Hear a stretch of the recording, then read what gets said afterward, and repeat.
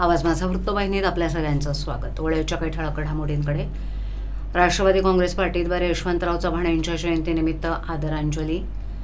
मुख्यमंत्री एकनाथ शिंदे यांच्याकडून किसन नगर इथे अद्याप वास्तविकतेची निर्मिती सुरू.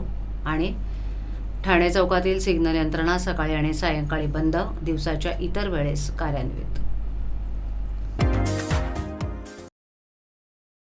आधुनिक महाराष्ट्राचे शिल्पकार लोकनेते यशवंतराव चव्हाण यांच्या जयंतीनिमित्त राष्ट्रवादी काँग्रेस पार्टीनं विशेष आदरांजली वाहिली. या कार्यक्रमाचं आयोजन शरदचंद्र पवार पार्टीच्या ठाणे शहरातील कार्याध्यक्ष प्रकाश पाटील, युवक अध्यक्ष विक्रम खामकर आणि महिला कार्याध्यक्ष सुरेखाताई पाटील यांनी केलं होतं. यावेळेला यशवंतराव चव्हाण यांच्या पुतळ्याला पुष्पहार अर्पण करून त्यांच्या महान कार्याचं स्मरण करण्यात आलं.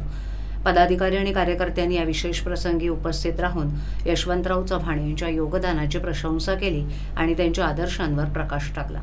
त्याचबरोबर या कार्यक्रमाद्वारे तरुण पिढीला त्यांच्या विचारांचं महत्त्व समजावून सांगण्यात आलं, जेणेकरून ते यशवंतराव चव्हाण यांच्या मार्गाने चालून समाजाच्या उन्नतीसाठी काम करतील. यशवंतराव चव्हाण यांचं जीवन आणि कार्य महाराष्ट्राच्या इतिहासात एक सुवर्णपानाच्या रूपात गौरवलं जातं. त्यांच्या अथक परिश्रमाचं फळ म्हणून आजचा आधुनिक महाराष्ट्र समृद्धीच्या पायरीवर आहे. त्यांच्या जयंतीच्या या खास दिवशी त्यांच्या योगदानाचं स्मरण करून त्यांच्या आदर्शांचं अनुसरण करण्याचा संकल्प यावेळेला सगळ्यांनी केला. कित्येक वर्षांपासून कागदावरच असलेल्या ठाण्याच्या बहुचर्चित क्लस्टर योजनेचा शुभारंभ गेल्या वर्षी जून महिन्यात किसननगर इथे मुख्यमंत्री एकनाथ शिंदे यांच्या हस्ते झाला होता. सिडको ही घरं बांधत असून आता लोकसभा निवडणुकीची आचारसंहिता लागण्याआधीच सिडकोनं किसननगरमध्ये आणखीन 3,833 घरं बांधण्याची प्रक्रिया सुरू केली आहे. यासाठी सिडको 912 कोटी 54 लाख रुपये खर्च करणार आहे. सनराईज इमारत कोसळून 18 रहिवाशांचा बळी गेल्यानंतर ठाणे शहरात मोडकळीस आलेल्या धोकादायक, अनधिकृत आणि अधिकृत इमारतींच्या सुनियोजित आणि संपूर्ण नागरी पायाभूत सुविधांसह पुनर्विकास व्हावा, यासाठी एकूण 45 नागरी पुनरुत्थान आराखडे ठाणे महापालिकेनं तयार केलेत. तब्बल 1500 हेक्टर क्षेत्रावर ही योजना राबवण्यात येते. इतक्या मोठ्या क्षेत्रावर राबवण्यात येणारी पुनर्वसन आणि पुनर्विकासाची ही आशिया खंडातील पहिलीच योजना आहे. मुख्यमंत्री एकनाथ शिंदेच्या कोपरी पाचपाखाडी मतदारसंघातून निवडून येतात. त्यातील अत्यंत दाटीवाटीचं क्षेत्र असलेल्या किसननगर नागरी पुनरुत्थान आराखडा क्रमांक 12 मधील नागरी पुनरुत्थान योजना क्रमांक 1 आणि 2चा शुभारंभ 6 जून 2023 रोजी केला होता. या दोन्ही योजनात 10,000वर घरांचं बांधकाम आणि परिसर विकास सिडको करणार आहे. ठाणे शहरातील अतिशय गजबजलेल्या नितीन कंपनी चौकातील सिग्नल यंत्रणा गर्दीच्या वेळेव्यतिरिक्त म्हणजेच सकाळी आणि सायंकाळी वगळता इतर वेळेत कायमस्वरूपी कार्यान्वित केला आहे. या सिग्नल यंत्रणेमुळे दिवसा बेशिस्तपणे पद्धतीनं होणाऱ्या वाहतुकीला आळा बसलाय असं पोलिसांचं म्हणणं आहे. गेल्या अनेक वर्षांपासून या चौकातील सिग्नल यंत्रणा प्रायोगिक तत्वावर सुरू केली जात होती, परंतु त्याबाबत निर्णय होत नसल्यानं काही दिवसात ही यंत्रणा बंद करावी लागत होती. ठाणे शहरातील पूर्व द्रुतगती महामार्गावरील 3 हातनाका, नितीन कंपनी आणि कॅडबरी जंक्शन हे 3 चौक महत्त्वाचे आहेत. त्यातील 3 हातनाका आणि कॅडबरी जंक्शन येथील चौकात सिग्नल यंत्रणा कार्यान्वित आहे. नितीन कंपनी चौकाला महामार्गासह इतर एकूण 4 रस्ते या मार्गाला जोडले जातात, परंतु हे रस्ते अरुंद आहेत. त्यामुळे रात्री आणि सकाळच्या वेळेत मार्गावर मोठी वाहतूक कोंडी होत असते. अनेक पादचारी इथून रस्ता ओलांडण्याचा प्रयत्न करत असतात. पालिकेनं येथील चौकात सिग्नल बसवलाय. हा सिग्नल सुरू नाही, त्यामुळे चौकातील वाहतूक कोंडी नियंत्रित होण्यासाठी पोलीस कर्मचारी आणि वाहतूक सहाय्यक चौकात उभे असतात. मागील अनेक वर्षांपासून इथे प्रायोगिक तत्वावर आठवडाभर सिग्नल यंत्रणा सुरू करण्यात येत होती. सिग्नल सुरू केल्यास रात्रीच्या वेळेस वाहतूक कोंडी वाढते, त्यामुळे अनेकदा हे प्रायोगिक प्रयत्न अयशस्वी ठरत होते. काही दिवसांपूर्वी वाहतूक नियंत्रण शाखेचे उपायुक्त डॉ. विनयकुमार राठोड यांनी चौकात पाहणी केली. तसंच सिग्नल यंत्रणांच्या वेळा ठरवून दिल्या आहेत. त्यानुसार सुमारे आठवडाभरापासून या चौकात सकाळी 11 ते सायंकाळी 4 किंवा 5 या वेळेत ही सिग्नल यंत्रणा कार्यान्वित केली जाते. सायंकाळी वाहनांची वर्दळ वाढल्यानंतर पुन्हा सिग्नल यंत्रणा बंद केली जाते. तसंच रात्री 9 नंतर वाहनांची वर्दळ कमी झाल्यास सिग्नल यंत्रणा पुन्हा सुरू केली जाते. सिग्नल यंत्रणा सुरू झाल्यानं दुपारी चौकात बेशिस्त वाहन चालकांना चाप बसला असल्याचं वाहतूक पोलिसांचं म्हणणं आहे. एकीकडे सुंदर ठाणे, स्वच्छ ठाणे, ठाणे बदलतं ठाणे अशा संकल्पना राबवल्या जात असताना रस्ते घाण करणाऱ्या उपद्रवींची संख्या वाढते. या उपद्रवास आळा बसण्यासाठी ठाणे महापालिकेनं 50 शोध पथकं तयार केली आहेत. हा निर्णय चांगला असला तरी तो ठाणेकरांना शोभनीय नसल्याचंच बोललं जात आहे. काही समाजकंटक रस्त्यावर कचरा टाकणं, थुंकणं, लघुशंका करत असल्याचं वारंवार निदर्शनास येत आहे. अशा उपद्रवी लोकांना चाप लावण्यासाठी ठाणे महापालिकेनं प्रथमच उपद्रव शोध पथक तयार करण्याचा निर्णय घेतलाय. 2 सुरक्षा रक्षकांसह 50 शोध पथकं संपूर्ण शहरात गस्त घालणार असून घाण करणाऱ्यांवर दंडात्मक कारवाई करण्यात येणार आहे. स्वच्छ आणि सुंदर ठाणे शहरासाठी सर्वंकष स्वच्छता मोहिमेसह विविध उपाययोजना राबवल्या जात असून या प्रयत्नांना काही ठाणेकर नागरिकच हरताळ फासत असल्याची व्यथा सफाई कर्मचारी व्यक्त करतायत. अर्थसंकल्प तयार करताना आयुक्त अभिजित बांगर यांनी सफाई कर्मचाऱ्यांची ही मतं जाणून घेतली. त्यावेळेला ही बाब लक्षात आणून देण्यात आली आहे. तसंच अशा उपद्रवी प्रवृत्तीला आळा बसावा यासाठी दंडात्मक कारवाई करण्यात यावी अशी सूचनाही सफाई कर्मचाऱ्यांनी केली होती. त्याची सकारात्मक दखल आयुक्तांनी घेतली असून यावर्षीचा अर्थसंकल्प सादर करताना प्रथमच पालिका उपद्रवी पथक तयार करणार असल्याचं सांगितलं. ठाणे जिल्हा हाऊसिंग फेडरेशनच्या कैलासवासी ॲडव्होकेट दत्तात्रय बोरवणकर या नूतन सभागृहाचं उद्घाटन सोमवारी ठाणे शहराचे आमदार संजय केळकर यांच्या हस्ते करण्यात आलं. सहकार क्षेत्रातील बोरवणकर यांच्या योगदानाचा हा सन्मान असल्याचं सांगून आमदार केळकर यांनी ठाण्यात अद्ययावत प्रशिक्षण केंद्र आणि सभागृह असलेलं ठाणे जिल्हा हाऊसिंग फेडरेशन एकमेव असून भविष्यात उभारण्यात येत असलेल्या निवासी प्रशिक्षण केंद्रासाठीही त्यांनी शुभेच्छा दिल्या.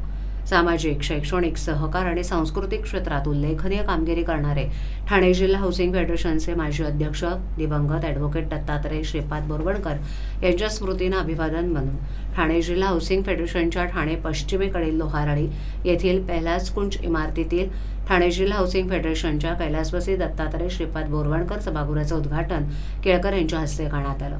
यावेळेला आमदार निरंजन डावखरे, कोकण विभागीय सहनिबंधक मिलिंद भालेराव, जिल्हा उपनिबंधक डॉक्टर किशोर मांडे, उपनिबंधक डॉक्टर अविनाश भागवत, हाऊसिंग फेडरेशनचे अध्यक्ष सीताराम राणे तसंच बोरवणकर यांचे पुतणे सुनील बोरवणकर यांच्या ज्येष्ठ सहकारी मंदाकिनी सैतवडेकर इत्यादींसह हाऊसिंग फेडरेशनचे पदाधिकारी आणि कर्मचारी वृंद उपस्थित. ठाणे डिस्ट्रिक्ट हाऊसिंग फेडरेशनने सीताराम राणे यांच्या नेतृत्वाखाली अतिशय उत्तम असं सभागृह बांधलं आहे आणि त्याचं कैलासवासी दत्तात्रय बोरवणकर असं नामकरण केलं आहे. बोरवणकर हे सहकार क्षेत्रामधले अतिशय ऋषितुल्य असं व्यक्तिमत्व होतं. सहकार क्षेत्रात त्यांनी फार मोठं त्यांचं योगदान आहे. मग जिल्हा बँक असेल, कोऑपरेटिव्ह कुठल्याही बँका असतील, हाऊसिंग फेडरेशन हे तर त्यांचं आयुष्याचं मिशन होतं. पण शैक्षणिक क्षेत्रामध्ये देखील त्यांनी या शहरामध्ये काम केलं आणि यथोचित अशा प्रकारे त्यांचा नाव हाऊसिंग फेडरेशनने देऊन त्यांचा एक सन्मान पण ठेवला आहे आणि त्यांची जी कॉन्ट्रीब्युशन आहे, त्यांचं जे योगदान आहे त्याची कदर केलेली आहे. या माध्यमातून हाऊसिंग फेडरेशनने प्रशिक्षण केंद्र पण उभं केलेलं आहे आणि पुढच्या काळामध्ये वाढत्या हाऊसिंग सोसायटीजना, गृहसंकुलातल्या कमिटीजना, तिथल्या प्रतिनिधींना सहकार्य करण्याच्या दृष्टीने आणि त्यांचे प्रश्न आणि समस्या ज्या आहेत त्याची सोडवणूक करण्याच्या दृष्टीने एक अद्ययावत अशा प्रकारचं फेडरेशन आणि त्याचं काम त्यांनी सुरू ठेवलेलं आहे.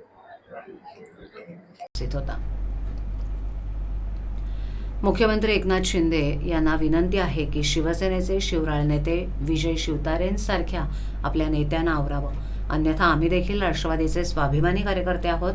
कोणाला जर वाटत असेल की कल्याण लोकसभा जिंकणं सोपं आहे तर कल्याण लोकसभेत वेगळा निर्णय देखील लागू शकतो, हे लक्षात ठेवावं असा सणसणीत इशारा राष्ट्रवादी काँग्रेसचे प्रदेश प्रवक्ते, ठाणे पालघर समन्वयक, ठाणे जिल्हाध्यक्ष आनंद परांजपे यांनी दिलाय. शिवसेनेचे शिवराळ नेते विजय शिवतारे यांनी अत्यंत चुकीच्या अशा प्रतिक्रिया राष्ट्रवादी काँग्रेसचे राष्ट्रीय अध्यक्ष, महाराष्ट्र राज्याचे उपमुख्यमंत्री अजितदादा पवार यांच्याबद्दल दिले आहेत. शिवसेनेचे नेते सातत्यानं राष्ट्रवादी काँग्रेसची शक्तीस्थळं, स्वाभिमान, मग ती बारामती लोकसभा असेल की रायगड लोकसभा असेल, यांच्यावर वारंवार टीका-टिप्पणी करतात. माजी मुख्यमंत्री एकनाथ शिंदे यांना विनंती आहे की आपल्या नेत्यांना आवरावं, अन्यथा आम्ही देखील राष्ट्रवादीचे स्वाभिमानी कार्यकर्ते आहोत. आमच्या स्वाभिमानावर जर कोणी हल्ले केले असतील आणि कुणाला जर वाटत असेल की कल्याण लोकसभा जिंकणं सोपं आहे तर कल्याण लोकसभेत वेगळा निकाल देखील लागू शकतो, हे ध्यानात ठेवावं. त्यामुळे जिल्ह्यातील महायुतीमध्ये चांगलंच वातावरण राहावं असं जर मुख्यमंत्र्यांना वाटत असेल तर आपल्या वाचाळवीर शिवराळ विजय शिवतारे यांना अडवावं, त्यांना योग्य ती समज द्यावी. आमच्या नेत्यांवर, आमच्या शक्तीस्थळावर, आमच्या स्वाभिमानावर जर कोणी घाला घालत असेल तर कल्याण लोकसभेत देखील वेगळा निर्णय आणि वेगळे चित्र दिसू शकेल, एवढंच या निमित्त सांगतो असं प्रदेश प्रवक्ते आनंद परांजपे यांनी म्हटलंय. काय सांगाल एकीकडे महायुती असताना दुसरीकडे शिवतारे यांनी जे वाक्य केले की सातबारा हा कोणाच्या नावाने नाही, पवारांच्या दोन्ही पवारांना नाव घेऊन सांगितलेलं आहे. एकंदरीत त्यांची भूमिका वेगळी आहे आणि महायुतीमध्ये असणारी भूमिका वेगळी. काल शिवसेनेचे शिवराळ नेते विजय शिवतारे यांनी अत्यंत चुकीच्या अशा प्रतिक्रिया आमच्या सगळ्यांचे राष्ट्रीय अध्यक्ष, राज्याचे उपमुख्यमंत्री माननीय अजितदादा पवार साहेबांबद्दल दिल्या.